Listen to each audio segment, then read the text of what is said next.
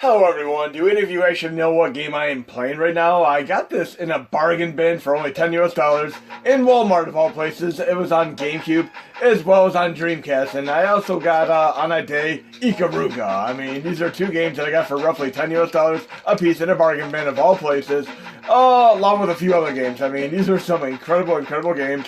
And lo and behold, I looked these up on eBay sometime later, and they were inordinately expensive. They were just rarities that just did not sell well when they came out, but became much more popular later on. But in any case, we're going to talk about a very interesting concept today. We're going to talk about moonlighting. Let's go all the way back to the original TV show, Moonlighting with Sybil Shepherd and Bruce Willis. This is a very interesting show where he's basically in a detective agency. But this is also moonlighting because no one would have ever expected that he was basically going to be an action hero soon after taking on Hans Uber and Nakatomi Plaza and such. Very cool stuff indeed. And people did not even think he's going to be able to pull it off, but once they came out, nobody looked back. Just like Michael Keaton, who also got started stuff like Mr. Mom, Terry Garr, who also happened to be in 9 to 5 with, of course, Dolly Parton. They actually did a very interesting thing in a particular Orville episode that I just watched, where they did a little bit of a referential humor related to Dolly Parton and rights and such. It was very interesting what they pulled off. But in any case, we're talking about various actors who people did not expect to ever really be able to moonlight as action heroes, so to speak. And Bruce Willis was one of these with moonlighting. Then, of course, Michael Keaton was like this, and he started out in some very interesting stuff, like the ill-fated comedy series that lasted only one season, called Working Stiffs. That was still a fun show for what it's worth. But then he went on to stuff like Mr. Mom. Of course, then he got more into humor with Beetlejuice and such. But then Batman came out, and nobody looked back. I mean, he was just absolutely amazing as Batman, and it worked out so well. But in any case, we're talking about some other moonlighting stuff today, because this guy right here doing this incredible shmup, which is actually called REZ, he actually moonlights and stuff as well. And I'm going to show you after this what he typically does when he's not doing his rhythm game shmup sensation here. And now think of all the things that I'm talking about, like even like Shaquille O'Neal and Shaq Fu, when he's not doing Shaq Fu the game. He might be in Kazam the movie, but what else is he in? We're thinking about some other people that you would have expected to play these roles. Even my first experience with Robin Williams, he was in like Mork and Mindy. Yes, that was good and everything, but I saw him in a movie called Moscow at the Hudson, and I saw that he was absolutely amazing for doing dramatic roles. And just like Tom Hanks, I saw him in Mazes and Monsters before I saw him do some of the other stuff, like Splash and all that. So I got to see a gist of him being like a dramatic turned actor. And then of course we have Jim Carrey, who also did some comedy, but he also did a bunch of drama stuff as well. And just very cool when people go out their element, Donnie, so to speak. I'm going to try to get to the end of the stage here. I need to level up some more. And the bottom left there, that is essentially where I level up by getting the little blue items. The bottom right is my overdrive, which I can take out enemies in like one nice bomb-style weapon. But I'm going to try to save that for like a boss battle, maybe in stage 2. But it gets really damn cool. It's a very esoteric, experienced game, just like playing Journey on, of course, like PS3, PS4. Very awesome stuff, and I love the ending to that game. I'm not going to spoil it at all. But right now, we're just going to try to get through here, and the idea is to try to just get used to the beats per minute, take out as many enemies as you can. You can see this game is actually run phenomenally well. There's a power up there, right there. We want to get all the blue orbs we can, because once it goes all the way to the meter, it'll take me up to the next level, and I'll be more powerful and such. We should be nearing the boss actually pretty soon here. But try to think of what the guy from this does in his spare time. I mean, this kind of looks like the CGI in the movie Lawnmower Man, and very interesting stuff. And what's kind of interesting about Lawnmower Man is that Stephen King actually successfully sued the movie studio, because they basically did a movie based off of a story that had absolutely nothing to do with his short story. The short story, in fact, was very different than the movie. The movie is actually more closer aligned to Flowers from Algernon, which is a very cool story. And I love the movie, Flowers from Algernon movie, and all the various versions of it.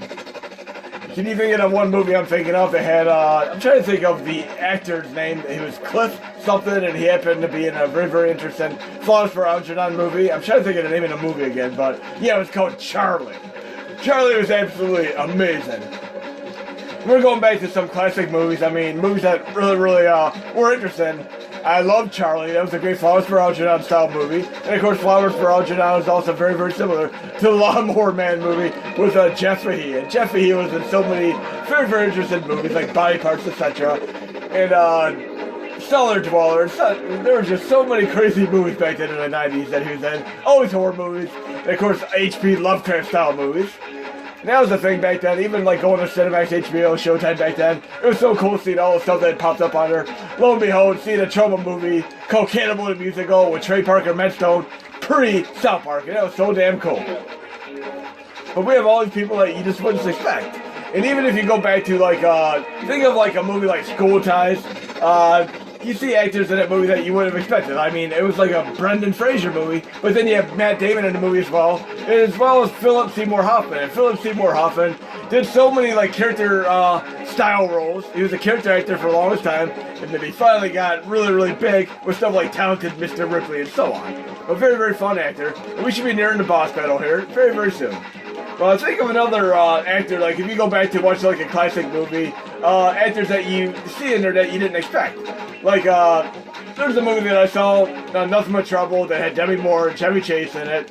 Very, very cool movie, Dan Aykroyd. And in the movie, Tupac was actually in the movie. In a bit role, doing some music performance, which is really, really cool. And of course, I love the movie of Tupac called Juice as well. That was such a fantastical movie, one of my favorite movies. He really was a great actor, just taken way before his time. And his music here is absolutely awesome. But once we beat this stage or two, we're going to see what this guy here does in his spare time, aside from like doing a shmup music rhythm awesomeness there. And I have some overdrives, but I'm not going to waste them on this boss battle. I'm going to try to save them for the next boss battle. And we should be leveling up here pretty cool. And listen to how this music just fits so absolutely perfect in harmony with this game. How many music rhythm games do you know? I mean, we all know about Parappa the Rappa and Unjammer Lammy, which is fantastical with the guitar and such.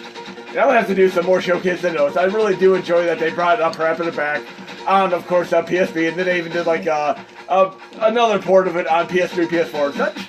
Look how cool this is. This kind of reminds me a little bit of Everyday Shooter as well.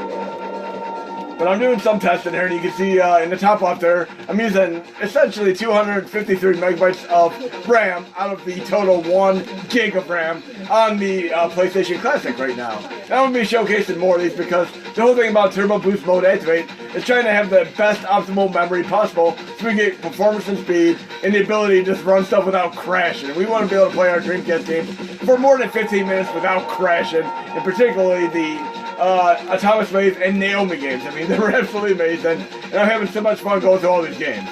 But we should be nearing the end of this boss battle here. And I'm almost about to level up again. And what's really, really cool is this is the type of game where if you actually play level 1 and go right into level 2, you actually have all your upgrades and power-ups right in there unless you restart the game. So whatever I have here is actually going to be what I'm doing in stage 2. So I'll be nice and leveled up and have an easier time. But we should be there in a moment here. Again, I'm not going to waste my overdrive. I want to save this for the level 2 boss. But I'm trying to think of what else this guy does on this spare time, moonlighting-wise. And yes, even speaking about moonlighting, we had Remington Steele with Pierce Brosnan, and of course, he was stuck under a contract, just like Johnny Depp was at 21 Jump Street. And these are people that were supposed to go to Hollywood, and they were stuck in TV for the longest time because of their contracts. And of course, Johnny Depp got just frustrated and then gave us all to 21 Jump Street. If you ever watched 21 Jump Street, that show is absolutely amazing for the first few seasons. Then once he actually loses steam and once they get into Hollywood and stuff, he kind of loses interest and phases out. And Remington still was the same way. He was stuck under contract. He was supposed to be in James Bond. Of course, Timothy Dalton beat him to it because they couldn't get him out of the Remington Steele thing. And here, this kind of reminds me of the end of the Star Trek motion picture movie, which took me many, many years to finally get through. But yes, how many other actors do you know that were stuck in TV contracts and they were finally able to get out and be in Hollywood? But here we go, we're leveled up nicely here. We should be able to do level 2 here. I want to see if I can make it through level 2 here. Then we're going to do a little bit of this other game, which I believe this guy is what he typically moonlights as. And then maybe in my next video, I'll show you what Shaquille O'Neal, Michael Jordan, and other such people do in their spare time when they're not in their games. But yes, we're fully leveled up from level 1 here. So we're going to try to level up even more. Look at this awesomeness here. We got some beautiful, beautiful things in. There we go. We're going to get some more leveling up here. And this music is so awesome. The cool thing is, you might not notice, but as you level up, the beats per minute actually increases along with the music. Look at that awesomeness. That is crazy, crazy cool. And I'd love to see this type of thing go on for Panzer Dragoon, the music rhythm game here. But yes, I'm nice leveled up there right here. And we should be able to get at least to the boss here. And I'm going to at least try to get 2 more overdrives by the end of the stage here. This is absolutely insane. So much on-screen shenanigans going on here. I love the sci-fi approach here. And I love these type of on-rail shooter games, but the fact that they add music to it just quite frankly puts us as a true experience of a game. I mean, I'm talking about games like Journey, REZ, which is right here. How many other games do you know that are more journeys than actual games? I mean, this really is like a journey.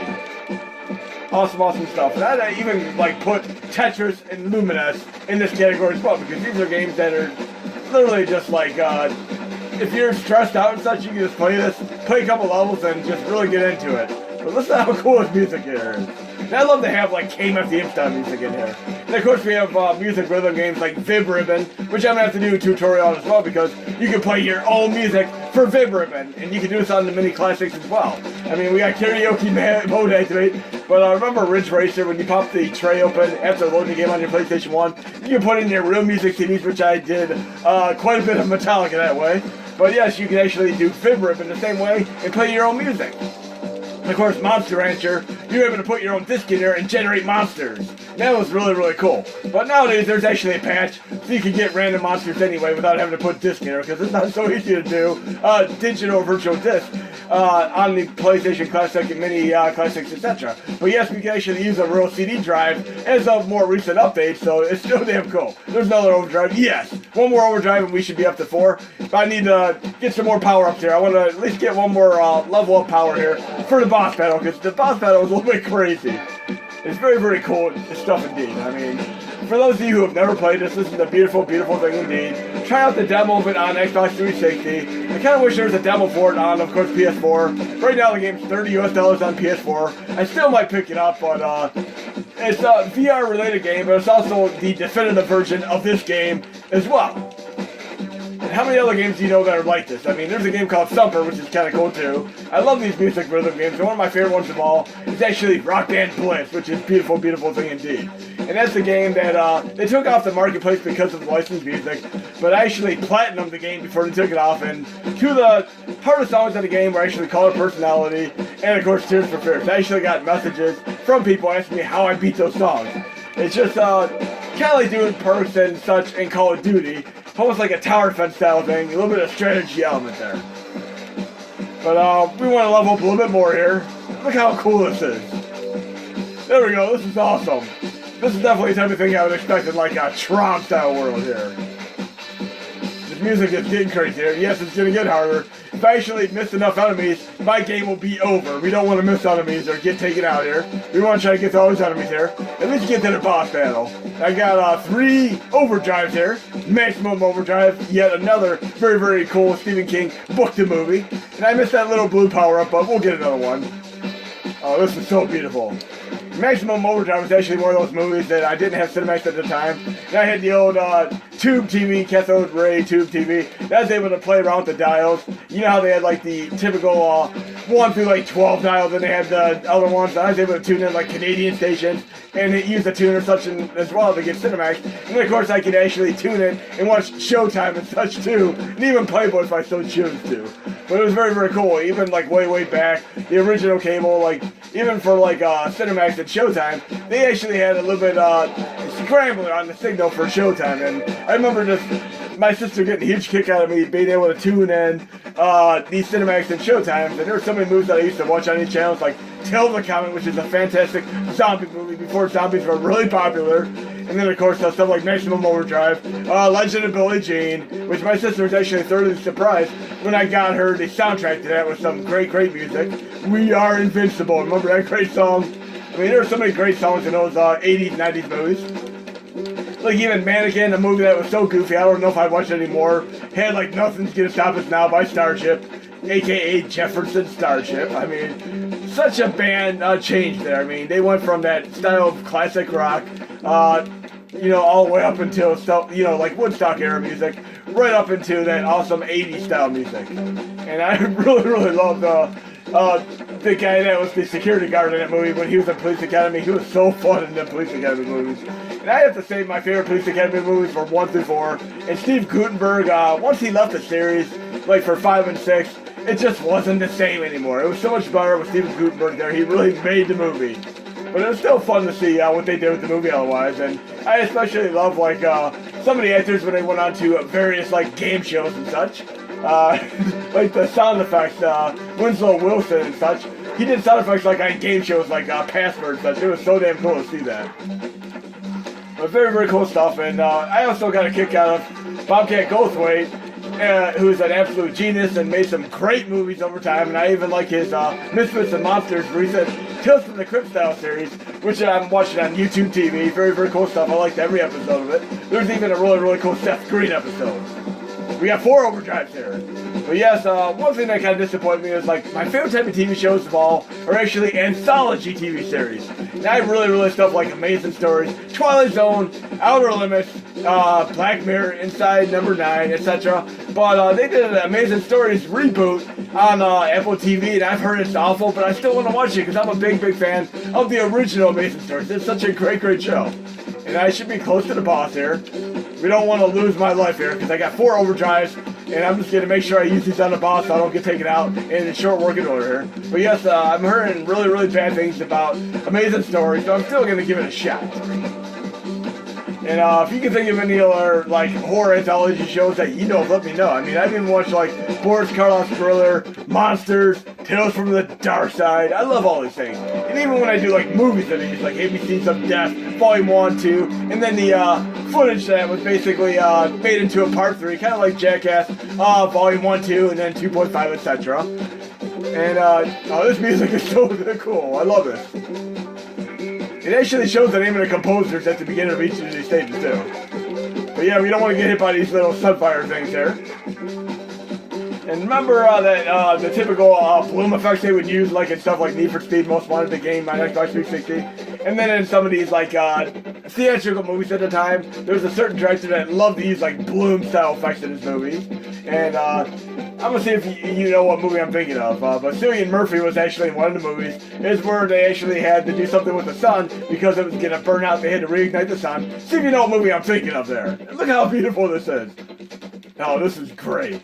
Okay, I'm gonna use one of my overdrives here because I don't want to get taken out here. Let's use one of them. Right there. We'll use one overdrive. We'll save the other 3. We got Days of the Triffids here. Come on, I need to beat this boss. There we go. Yeah, some things can take you out pretty quick if you don't take them out. But I got 3 overdrives. I'm going to save these for the tail end of this boss there. Then we're going to do the other game, which is, I think, the other thing that this guy plays. Look at this. This really does remind me of some of them homebrew style games like Everyday Shooter and such on PSP, Vita, PS3, etc. Such an experience there. And on my sound system, this is beautiful indeed. I always want to pull out the drum set, do drum mode activate to this. And if you play this game, you're going to see the game is actually much more difficult than it seems. I mean, I'm making the game look a lot easier than it really is. It is very difficult. You can lose a life pretty damn fast. But we're going to get to this boss battle and maybe do a little tidbit of Stage 3 mode activate here. And what's really cool is if you actually analyze stages 1, 2, 3, and 4, you unlock this incredibly difficult Stage 5, which I'm going to have to do a separate video on. I'm loving the way this beats per minute is actually basically collaboratively showcased it on the screen here. And now we're going to get a little ship here. Yeah, we don't want to get taken out by the Triffids there. Those will end my life really quick. No! Take these things out before they take you out with that little fire. Oh no, we gotta beat this. Getting closer. I know I'm gonna lose a life here if I don't take these out quick enough. We're gonna get a little orb here very soon. There we go. Now it's gonna rotate and I'm gonna be able to actually do some damage to the main ship here.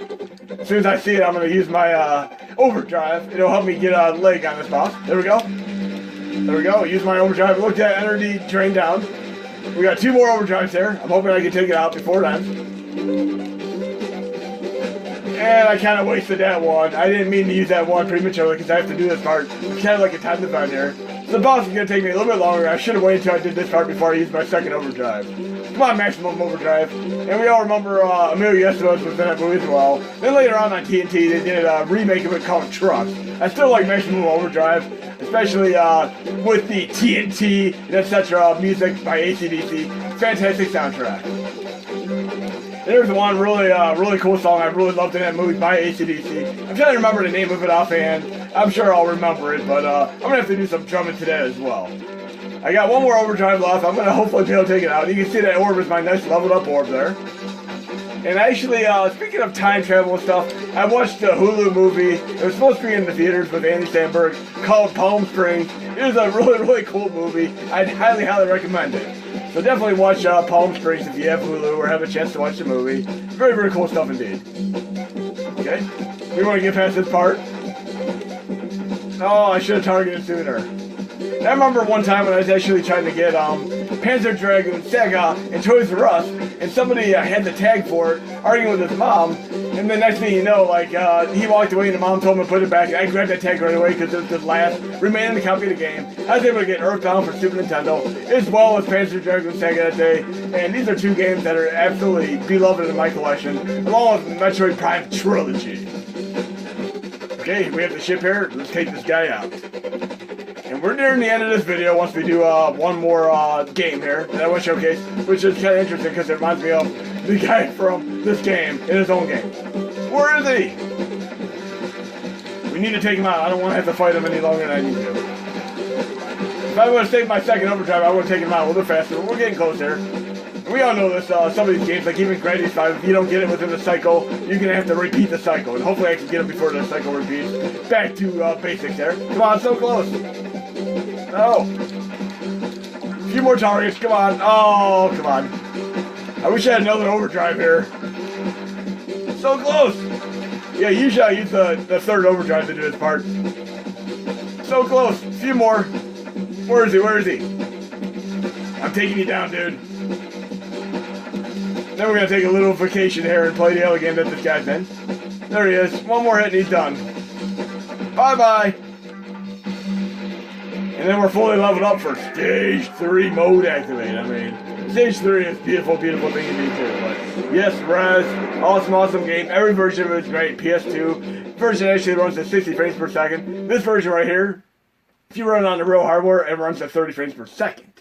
So it's kind of interesting that the PS2 version runs 60 frames per second. This one's 30 frames per second. Then, of course, on the Xbox 360, I believe it runs 60 frames per second. Then, of course, on PS4, it runs beautiful indeed as well.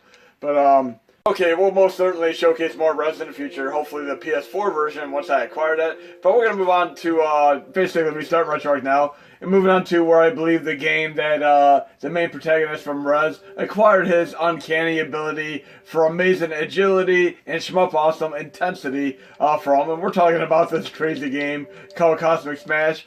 It is a veritable diamond in the rough. This is a game that many of you might not have ever heard of, but this would have been a beautiful thing indeed if they did a game like this on the original Nintendo with the Power Glove of all things. It's also an incredibly difficult game, as you will see here, and I love stuff that follows the foundation of Pong, Breakout, etc., Reduction, because even on PlayStation 1, when they did some reboots of Pong and Breakout, amongst the other games such as Galaxian and Galaga, they were pretty darn impressive. So here we go, we're playing Cosmic Smash. This is another one of those games that takes a minute to learn, a lifetime to master, like Tetris, Luminous, etc. It is a great guilty pleasure, and it's been recommended to me a few years back, and it's a great mainstay in my collection now. But see the timer in the bottom right there? We have roughly 80 seconds to start with, and you want to keep that time up by doing as good as you can on these stages. And again, it's like an amazing 3D Pong, squash, etc. A little bit with an upgrade awesomeness. Kind of like that sci-fi movie, which I love for the last couple of years, called Upgrade. Same director did, of course, the Invisible Man movie. Both of them are fun movies. But see how far you can get in this game. It is a truly difficult game. I'm going to try to at least get to the first wave of stages there. Very addictive here. Feels a little bit like a mix of Lawnmower Man with Jeff Fahey too. And Lawnmower Man for Super Nintendo, aka Sega CD, etc. It's really not that bad of a game. It's actually a pretty interesting game. And there are some stages, 3D stages, and Lawnmower Man, which kind of remind me of the REZ mobility clause, should we say.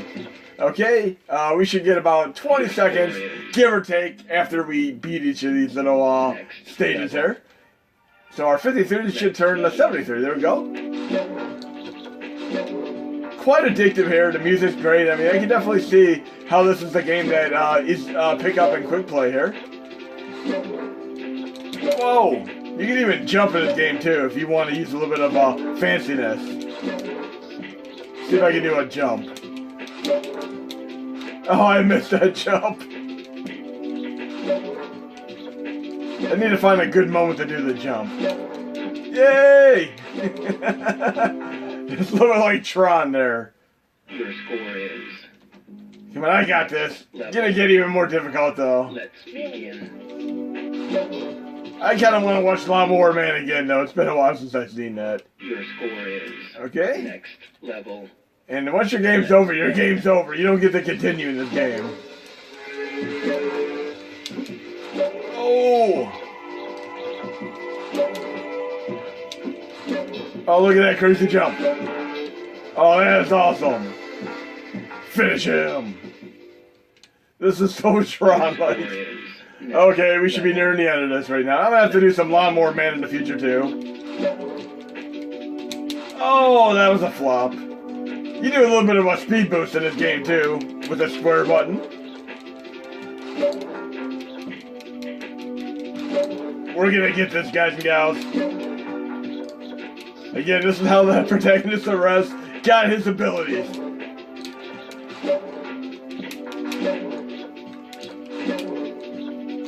We'll do a bank shot, because that's how I pretty much play stuff like skee-ball and basketball real life. I am much, much more reserved and more accurate when I do bank shots. I never ever do a straight up the line skee-ball shot. I can usually get the 50, maybe 3 out of 8 times just by doing bank shots alone. And I love pool as well. I actually started watching the original Hustler movie with Paul Newman a few days ago. And the sequel to that called Color Money with Tom Cruise is a fun movie as well. And that actually was one of the earlier Tom Cruise movies that I've seen. Kind of before he got really, really big with stuff like Top Gun. He did that before Top Gun. Okay? Oh no, this is going to be a tough stage. And then my little deflectors there are definitely going to be helping me out. So far, so good. I have a feeling that when you guys and gals give this game a shot yourself, you're probably going to have the most difficulty on this stage to start with. And it gets even crazier as you progress to the game. Oh no, we got 60 seconds. We got to take out those last few blocks. Oh, I missed again. We're not going to fail. We're not going to fail. We have a good time frame here. Oh, straight into the hole. Oh, and by the way, the movie Kingpin with Randy Quaid and Woody Harrelson and Bill Murray actually was a nice parody of course, movies like Color of Money and The Hustler. It's a great, great movie to boot. Now the game's going to get much more difficult, as you will see here. I can actually choose the path I'd like to choose. I can go right or left here. Yes, you get branching paths, which is really, really cool. And the level variety gets just absolutely insane. I mean, you got all kinds of crazy stuff happening here. I don't even know if I'm going to be able to pass any more stages. Now it's getting crazy. And you can see we have moving targets like in REZ. Whoa! I want to be able to do some flashy moves here. Come on, we can do another stage or two here. Oh, come on. You can see, like, this game is way ahead of its time because even stuff on PS4, VR-wise, is actually similar to this nowadays. Oh! There we go, we got this.